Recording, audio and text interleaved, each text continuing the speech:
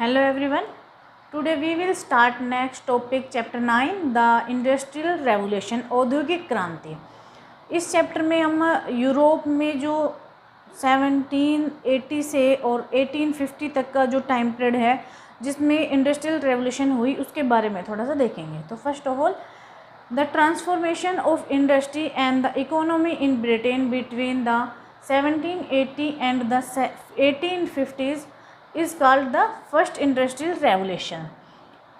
कि 1780 के दशक से और 1850 के दशक का जो ये टाइम पीरियड था बीच में, इसमें जो ब्रिटेन में जो इंडस्ट्रियल उद्योग और इकोनॉमी जो अर्थव्यवस्था में जो परिवर्तन हुए, जो उनका एक तरीके से रूपांतरण हुआ, उसको क्या कहा गया है? First industrial revolution. ठीक है, यहाँ पे इसको फर्स्ट नाम दिया है, इसके बारे में बात करेंगे। तो इसमें कहा है कि 1780 से और 1850 के टाइम पीरियड में जो ब्रिटेन में, ठीक है, यूरोप के ब्रिटेन में जो परिवर्तन हुए थे उद्योगों में और अर्थव्यवस्था में, उसको पहला औद्योगिक क्रांति कहा गया है। ठीक है, नेक्स्ट इसमें सेकेंड इंडस्ट्रियल रेवोल्यूशन भी यहाँ पे हुई थी आफ्टर 1850 के, यानी 1850 के बाद का जो टाइम पीरियड था, उसके बाद जो धीरे धीरे चेंजेज हो रहे थे उनको सेकेंड रेवोल्यूशन या सेकेंड इंडस्ट्रियल रेवोल्यूशन कहा गया था। ठीक है, जहाँ आप देखोगे जो फर्स्ट इंडस्ट्रियल रेवोल्यूशन है जिसमें मशीनरी और न्यू टेक्नोलॉजी वहाँ पे आ रही है, ज़्यादातर मशीनों को लेकर। वहीं पे जो सेकंड रेवोल्यूशन है उसमें chemical and electrical industries expanded, यानी कि उसमें केमिकल रसायन को लेकर नए नए केमिकल और इलेक्ट्रिकल जो विद्युत या बिजली से लेकर जो इंडस्ट्रीज़ थी, मतलब कि ऐसी उद्योग थे, उनमें विस्तार हुआ था या उनको ज़्यादा बढ़ावा मिला था। दोनों में यहाँ पे मशीनों को ज़्यादा, यहाँ पे केमिकल और इलेक्ट्रिकल इंडस्ट्री से उनको ज़्यादा यहाँ पे बढ़ावा मिला था। ठीक है, जहाँ पे फर्स्ट हम इंडस्ट्रियल रेवोल्यूशन की बात करें तो इसमें ब्रिटेन जो सबसे आगे चल रहा था, यानी सबसे ज़्यादा जो परिवर्तन हुए या सबसे ज़्यादा डेवलपमेंट हुए वो ब्रिटेन में हुए थे। वहीं सेकंड रेवोल्यूशन में जर्मनी और यूएसए ने इसको पछाड़ दिया था, यानी जर्मनी और यूएसए ने इसमें ओवरटेक किया और ब्रिटेन जो इस टाइम पीरियड पे आ गया 1850 के बाद में ब्रिटेन पीछे रह गया था और यूएसए और जर्मनी आगे निकल गए थे। ठीक है, नेक्स्ट इसमें अभी बात करेंगे हम फर्स्ट इंडस्ट्रियल रेवोल्यूशन की। ठीक है, this phase of industrial development in Britain is strongly associated with new machinery and technology.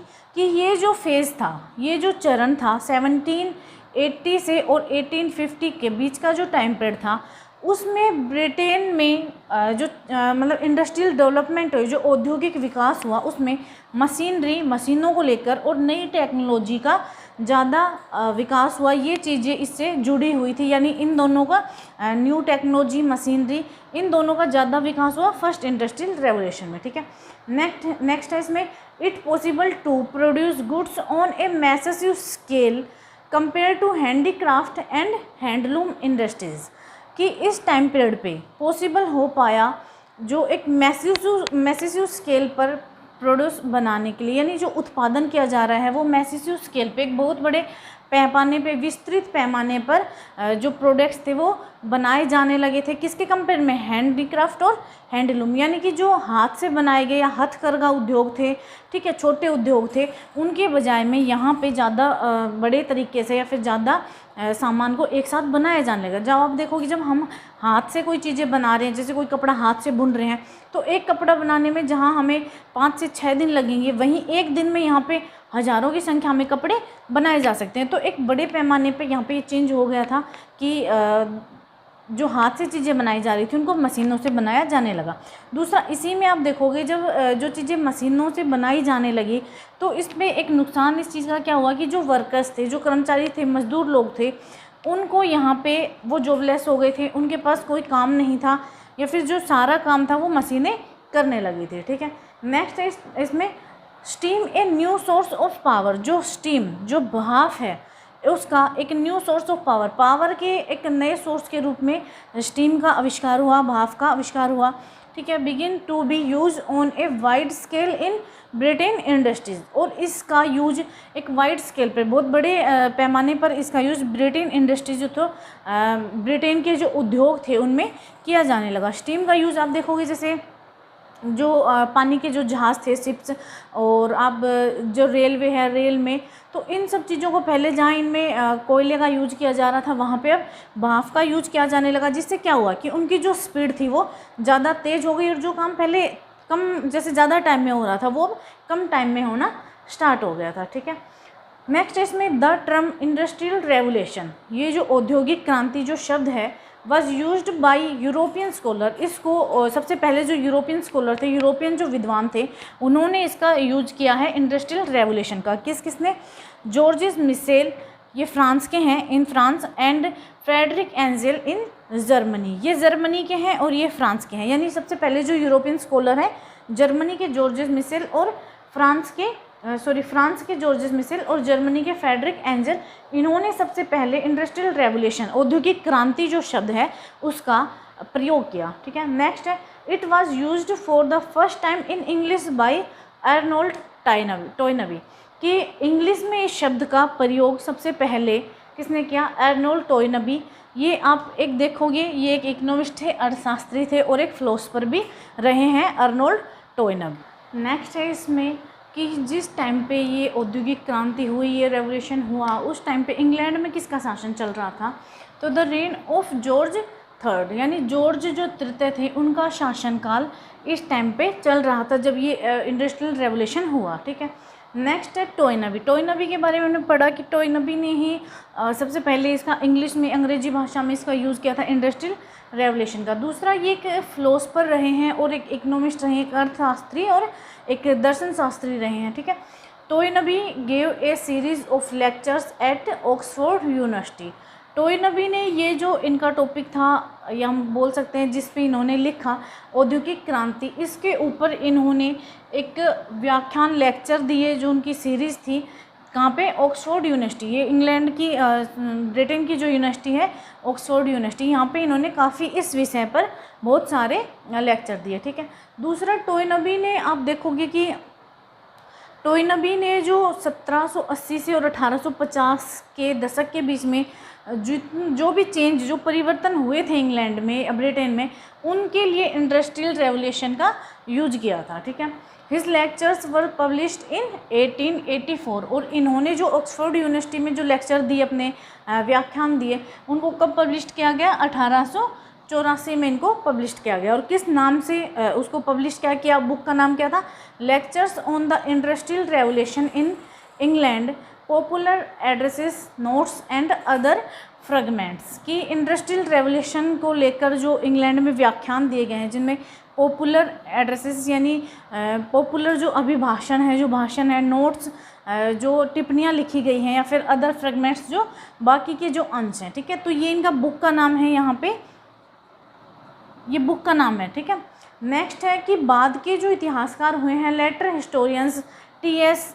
Aston और पॉल मंटू एंड एरिक्स हॉब्सबॉम, ये जो हिस्टोरियन रहे हैं, इतिहासकार, इन्होंने टॉयनबी के जो विचारधारा थी उससे ये सहमत थे, एग्रीड विद टॉयनबी। टॉयनबी के जो विचार थे उनसे ये सहमत थे। ठीक है, नेक्स्ट इसमें 1780 से और 1850 का जो टाइम पीरियड था, उसमें इंग्लैंड में कौन कौन से चेंज हुए। तो यहाँ पे हम देखेंगे सबसे ज़्यादा जो डेवलपमेंट जो हुए, विकास जो हुए जिन इंडस्ट्री में, वो है कॉटन एंड आयरन इंडस्ट्रीज। ठीक है, कॉटन और कपास, और जो आप यानी कपास बोल सकते हैं, कॉटन, कपास फैक्ट्रियाँ थी, कॉटन और आयरन जो लौह उद्योग था, उनमें सबसे ज़्यादा विकास हुआ। ठीक है, तीसरा कोल माइनिंग, जो कोयला खदान थे उनमें, और बिल्डिंग्स ऑफ रोड का जो सड़कें थी उनका निर्माण किया जाने लगा, अच्छी क्वालिटी की, अच्छी गुणवत्ता से सड़कों का निर्माण किया जाने लगा, कनाल्स बनाए जाने लगी है, नहरें बनाए जाने लगी।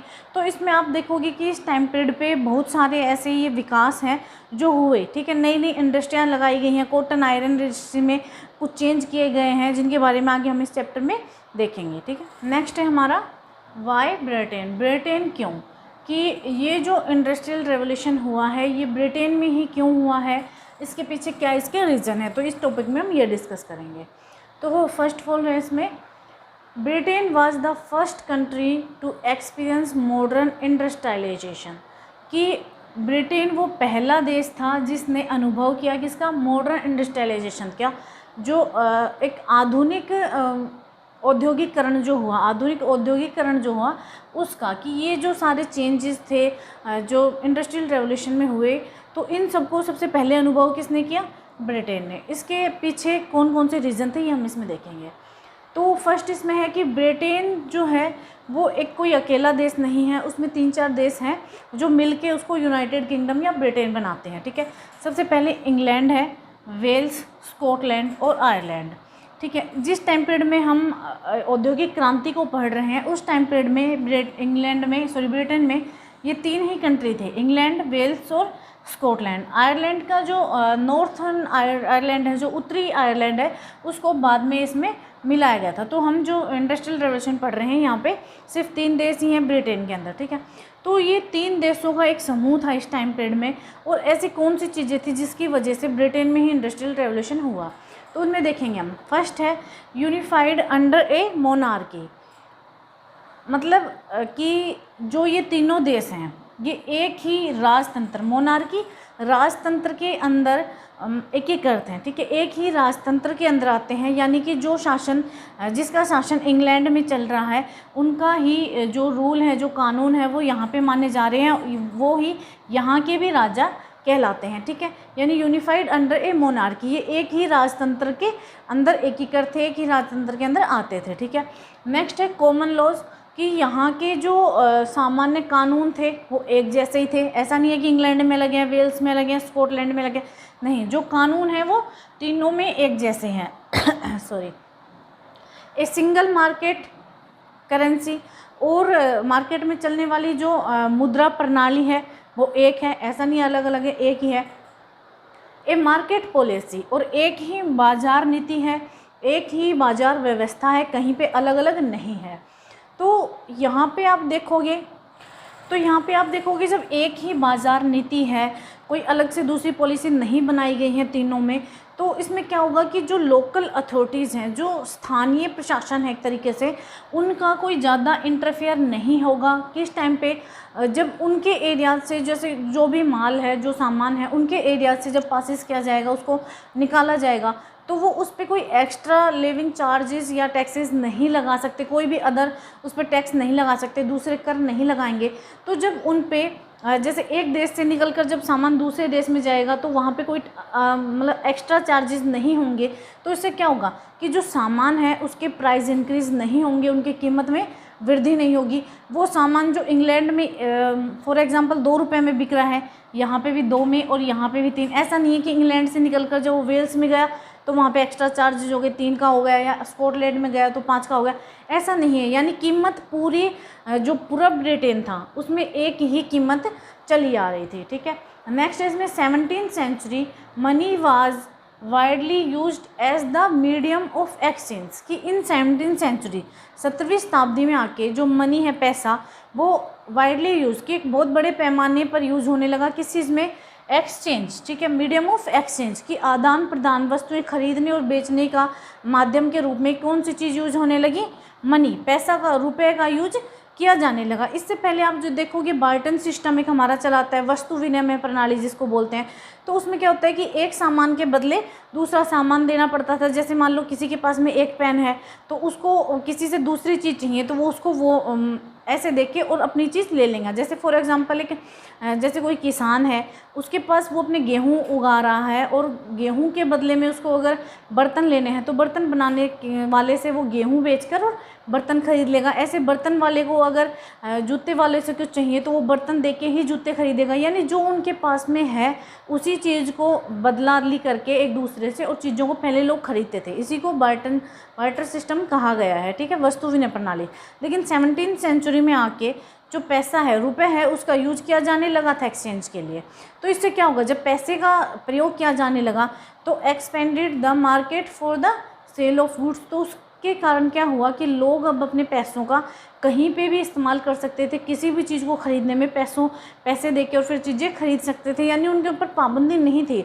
तो इससे क्या हुआ कि मार्केट का विस्तार हुआ, expanded the market for the sale of goods, की जो मार्केट है उनका विस्तार होने लगा, क्या, जो सामान है, वस्तुएं हैं, उनको बेचने के लिए, ठीक है। नेक्स्ट है इसमें कि 18th सेंचुरी में जाके, इन 18th सेंचुरी में कुछ ऐसे चेंज हुए ब्रिटेन में ए मेजर इकोनॉमिक चेंज, कुछ ऐसे आर्थिक परिवर्तन वहाँ पे हुआ जिसको क्या नाम दिया गया है, एग्रीकल्चरल रेवोल्यूशन, कृषि क्रांति उसको कहा गया है। तो कृषि क्रांति उसको क्यों कहा गया है ये देखेंगे इसमें कि bigger landlords has brought up small farms near their own properties and enclosed the village common lands, कि जो बिगर लैंडलॉर्ड्स थे, जो बड़े ज़मींदार थे, उन्होंने क्या किया कि अपनी जो उनकी खुद की प्रॉपर्टी थी, जहाँ पे उनके खुद के खेत थे, उनके आसपास में लगने वाले जो छोटे फार्म या छोटे जो खेत थे उनको अपनी प्रॉपर्टी में मिला लिया, उनको मिक्स कर दिया, जिससे क्या हुआ कि उनकी जो प्रॉपर्टी है, उनका जो खेत था उसका साइज़ बड़ा हो गया, वो बड़े बड़े फार्म उनके बन गए, बड़े बड़े खेत उनके बन गए। और दूसरा जो विलेज की जो कॉमन लैंड था, जो एक सार्वजनिक जगह थी, उसको भी इन्होंने घेर लिया, यानी उस पर भी इन्होंने कब्जा कर लिया था। तो इससे क्या हुआ कि जब इन लोगों ने अपनी ज़मीनों को बढ़ा लिया तो उसमें जो प्रोडक्शन करते, जो उत्पादन किया जा रहा था, वो अब बड़े पैमाने पर किया जाने लगा, ठीक है। दस creating very large states and increasing food production, कि अब वो जो बड़े बड़े खेत उन्होंने बना लिए थे उनमें अब बहुत ज़्यादा लार्ज पैमाने पर, ठीक है, बड़े पैमाने पर वो क्या करने लगे, फूड प्रोडक्शन, यानी उसको खाने की जो चीज़ें हैं उनको उगाने लगे। इससे क्या हुआ, इससे आप देखोगे कुछ फ़ायदे और कुछ नुकसान। क्या हुआ इससे, नुकसान, फ़ायदा क्या हुआ, बेनिफिट देखते हैं पहले कि जब वो एक बड़े पैमाने पे उनके जो खेत का साइज़ था, जो उनके ज़मीन था, प्रॉपर्टी, उनका साइज़ जब बड़ा हो गया तो वहाँ पे बहुत ज़्यादा अच्छी क्वालिटी के और बहुत ज़्यादा मतलब कि आप देख क्वांटिटी में चीज़ें उगाई जाने लगी। उससे क्या हुआ, जब फूड प्रोडक्शन ज़्यादा क्वांटिटी में किया जाएगा तो क्या होगा, एग्रीकल्चर रेवोल्यूशन, कृषि क्रांति, की नई नई तकनीकियों का वहाँ पे यूज किया जाने लगा है और बहुत अच्छे जो बीज हैं, सीड्स, उनका यूज किया जाने लगा। तो उससे एग्रीकल्चर रेवोल्यूशन हुआ हमारा। दूसरा, इससे हम नुकसान देख सकते हैं कि इस चीज़ से क्या हुआ कि जो गांव में रहने वाले जो वर्कर्स थे या जो छोटे किसान थे, जो अपनी छोटी सी ज़मीन पर खेती करते थे, अब उनके पास में कोई काम नहीं रहा, क्योंकि उनकी ज़मीनों पर किसने अधिकार कर लिया, जो बड़े ज़मींदार थे उन्होंने। तो वो लोग क्या करेंगे कि गाँव से निकलकर और शहरों की तरफ जाने लगे, कहाँ पे, कंपनियों या फैक्ट्रियों में काम करने के लिए। तो जब इतनी बड़ी तादाद में लोग गाँव से और शहरों की तरफ आएंगे, बड़ी बड़ी कंपनियों में काम करेंगे, वहाँ के फैक्ट्रियों में काम करेंगे, तो फ़ायदा किसको मिलेगा, जो फैक्ट्रीज़ हैं वहाँ पे, इंडस्ट्रीज़ को, जो उद्योग लगाए गए हैं उनमें। तो ये आप देख सकते हो कि कौन से ऐसे तरीके रहे हैं जिससे इंग्लैंड में इंडस्ट्रियल रेवोल्यूशन हुआ, ठीक है, जिनमें हमने बात की कि एक यहाँ पे एक ही शासन चल रहा है। दूसरा है कि जो मनी है उसका यूज़ किया जाने लगा मीडियम ऑफ एक्सचेंज में। तीसरा यहाँ पे क्या है कि एग्रीकल्चर रेवोल्यूशन होने लगा, उससे क्या, जो वर्कर्स हैं वो गाँव से निकलकर शहरों की तरफ जाने लगे। जब वर्कर शहरों में जाएंगे तो वहाँ का विकास होगा, ठीक है, रहने के लिए जगह बनानी पड़ेगी। दूसरा, उद्योगों को इसका पूरा लाभ मिला। तो ये हो गया आपका इंडस्ट्रियल रेवोल्यूशन, ठीक है। Thank you very much.